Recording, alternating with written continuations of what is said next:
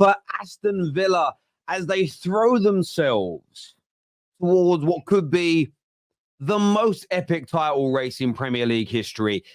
They beat Arsenal 1-0 at Villa Park in a game where Arsenal were wasteful and they fouled the Aston Villa acid test today. I'm sure the Arsenal fans all around the world are frustrated at the lack of clinical edge, their inability to capitalize when they have golden opportunities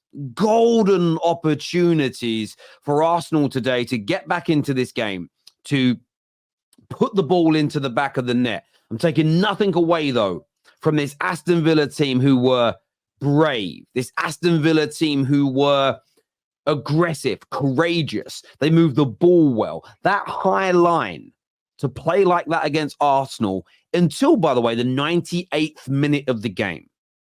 Meaning that when even good balls are crossed into the box, players are still 13, 14, 15 yards away from the actual goal line. Martinez in goal with some brilliant proactive goalkeeping today to ensure that Villa get this massive, massive 3 points.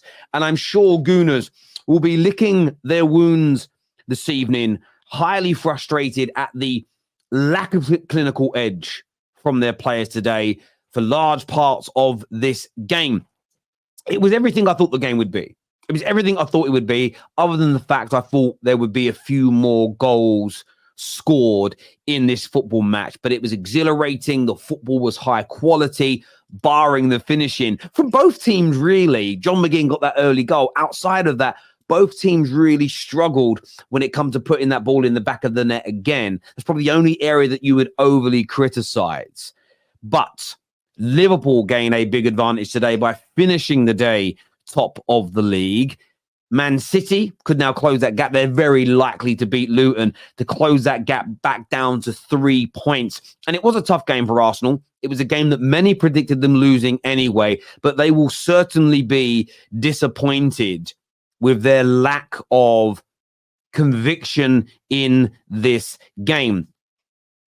I think there's some elements today as well that Mikel Arteta needs to be looked at as well. And I'm just going back to my notes here, because I think these do need to be spoken about. And I'm sure when the panel comes out later in the show, we'll be going through them. But I did think to myself, taking off Martinelli, he felt like the only individual that was consistently trying to curve his run and try and catch that high line out. As soon as he came off, they stopped trying to do it.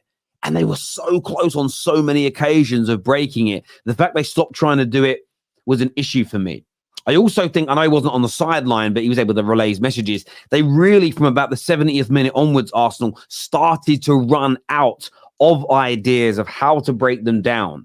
And that was a real big problem. Of course, having to rely on the Eddie Nketiahs and the Reece Nelsons coming on, they are not of the quality, period. Let alone against an Aston Villa team at home who are now 8 wins from 8 in the Premier League.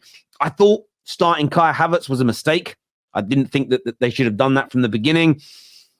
He actually had a few decent moments in the match, but I think they needed a bit more pace. I think they needed a bit, not strength, but a bit more pace, a little bit more explosiveness in the middle that Trossard could have brought to the game. You then bring Kai Havertz on later. If you want to throw him into the mix, fresh legs, challenging for those balls, coming in late. He nearly scored a goal at the end, and we'll get onto that in a moment. But disappointing, really. I think Arsenal fans would say the overarching performance wasn't too bad, but lack of clinical edge. I think the manager got his starting lineup wrong today. He definitely made a mistake, in my opinion, in terms of taking off Gabriel Martinelli. And I'm sure that Captain Odegaard is going to come under some criticism as well today, because although you could look at Martinez and say well anticipated when it comes to saving the opportunity, he had 2 great chances, one in the first half, one in the second. The second half of the ball comes across about 10, 11 yards out. He hits it wide. He had a great opportunity to equalize near the end of the first half, and Martinez read what he was going to do, and it ended up being an easy save. Martinez would have waited for the shot to happen. It would have probably crept in.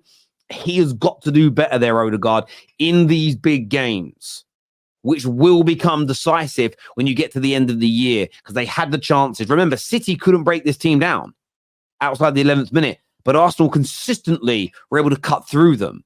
The lack of clinical edge is going to be frustrating tonight indeed. Many gooners in the comment section actually turning around and saying that Arteta coached and picked a team to win. It was the players that missed the opportunities. And that is certainly a take that we'll delve into with our panel tonight. And I understand that everyone will see this game differently today.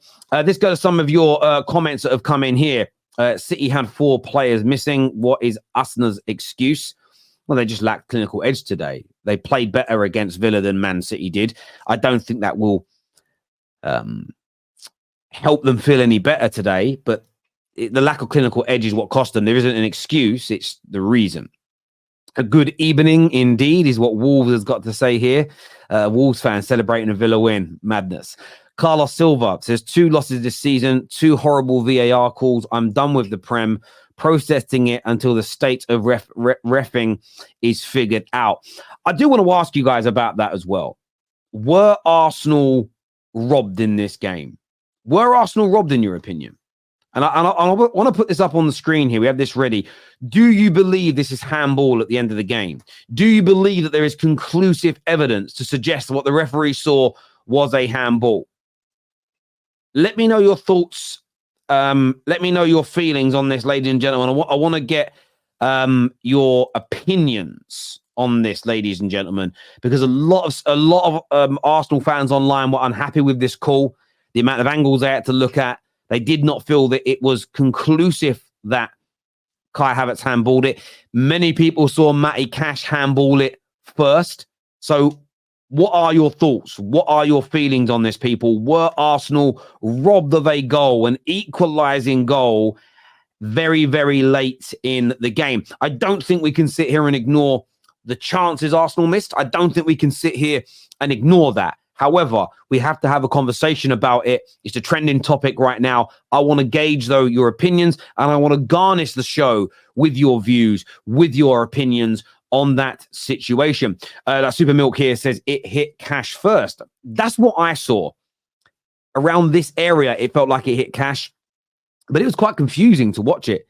It seemed to hit multiple arms and multiple of both players, and then it was tapped in. I know the protocol has kind of changed around that. I don't quite know how the referee saw it in real time. And if so, if Cash handballs it first, should that not go back? Should it not then be a penalty, but you override that by giving a goal? Off the radar here says robbed. You've got Shanti says nope. Handball is what Sir Daddy says. Sir Daddy, which player handballed it first time in your opinion? I'd love to gauge your view and opinion. Lee Gunner here says, why is your title not Aston Villa scare me? Well, because listen, Aston Villa are a good team, but I believe Aston Villa won tonight. Listen, their high line was great. They were brave. They defended well. Martinez made good saves, but Arsenal lost tonight more so than they were beaten. In my personal opinion, if Arsenal take the chances they had, they win this game fairly comfortably. Outside the opening 4 minutes when they conceded, they really did stop a lot of Aston Villa's attacks. So for me, this isn't, Villa are very good. They deserve praise. But you're not sitting, Villa didn't do to Arsenal what they did to Man City. Arsenal have only got themselves to blame today, unless you believe they were robbed as well. And I'd love to get your views and your opinions on that. This here says, Terry loves Arsenal. Well, I've criticised Arsenal a lot on the show tonight. So where are you getting this from, my friend? Terry, never handball. Just stop it. Again, to who, though? Because you're not answering the question here. The claim from a lot of Arsenal fans is that the ball was handled by Matty Cash, or are you saying it was no handball by Kai Havertz? It looked to me like it hit some hands.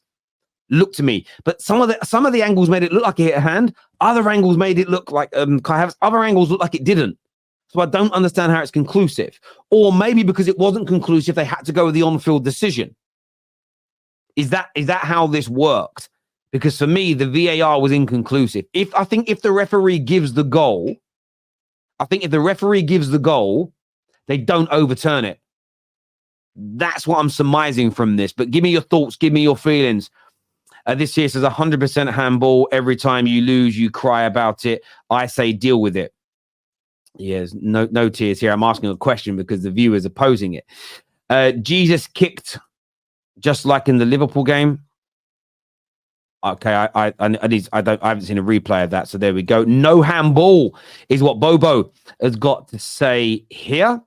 Never a pen. Never a pen.